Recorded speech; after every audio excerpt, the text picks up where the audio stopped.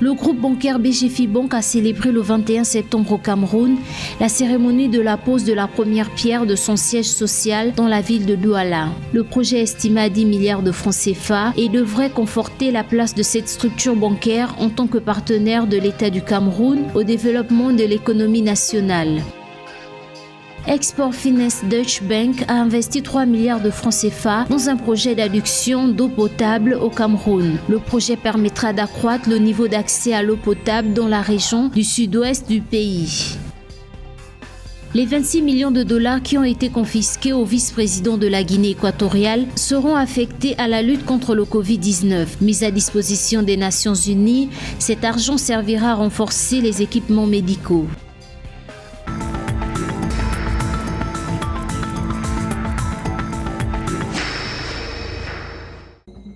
C'est sur ce terrain de plus de 2500 mètres carrés que sera érigé le siège social de la BGFIBank, un groupe bancaire basé au Gabon et actif dans 12 pays africains.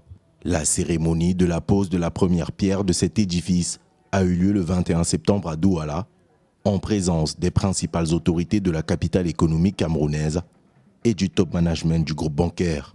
Selon les responsables de la BGFIBank, la construction de cet immeuble futuriste de 8 niveaux témoigne de la volonté de cette structure bancaire d'être l'un des principaux partenaires de l'économie camerounaise. C'est une politique, c'est une vision, c'est une envie, c'est un engagement. Et cet engagement, c'est que nous avons choisi dans le groupe le Cameroun comme étant un pôle de croissance. Un pôle de croissance de par son économie, de par son importance dans la région. Et donc ce bâtiment aujourd'hui va démontrer, je dirais, que le groupe s'installe définitivement de manière pérenne ici au Cameroun avec l'ambition d'être parmi les premières banques de ce pays. Le groupe bancaire installé au Cameroun depuis 10 années déjà peut se vanter d'avoir accompagné l'État du Cameroun dans la réalisation de plusieurs projets d'envergure. Les autorités présentes à cette cérémonie ont tenu à saluer l'engagement de cette structure au développement de l'économie nationale. En effet, la BGFIBank, c'est plus de 300 milliards de francs CFA de participation à des financements pour des projets structurants. Le financement pour la construction du stade de Japuma à hauteur de 24,5 milliards de francs CFA.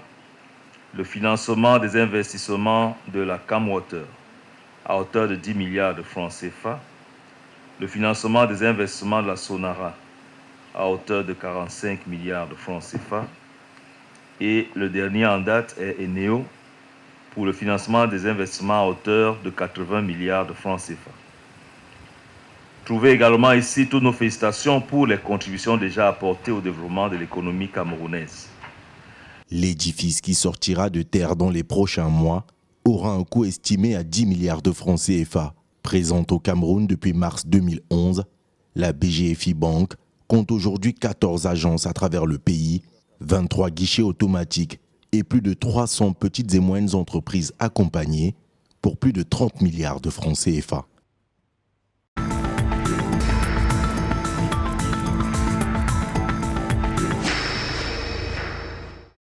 À travers son ministre de l'économie, Alamine Ousmane Mey, le Cameroun a reçu un crédit d'un montant de 3 milliards de francs CFA de la directrice générale de l'Export Finance Deutsche Bank pour le financement d'un projet d'adduction d'eau potable à réaliser dans la région du sud-ouest du pays.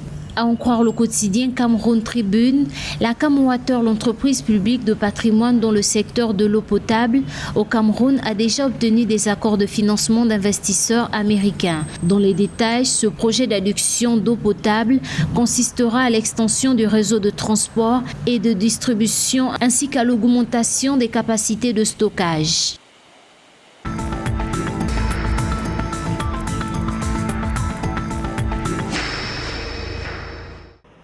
Le département de la justice des États-Unis a annoncé que les 26 millions de dollars confisqués au vice-président équato-guinéen Teodoro Nguema Obiang vont être utilisés pour la lutte contre le Covid-19 en Guinée équatoriale. L'argent repris servira à l'achat et à la distribution des vaccins contre le Covid-19 et à l'achat des médicaments et de fournitures médicales. Mis à la disposition des Nations Unies et à l'organisation caritative Medical Care Development International, les deux organisations recevront respectivement 19,25 millions de dollars et 6,35 millions de dollars.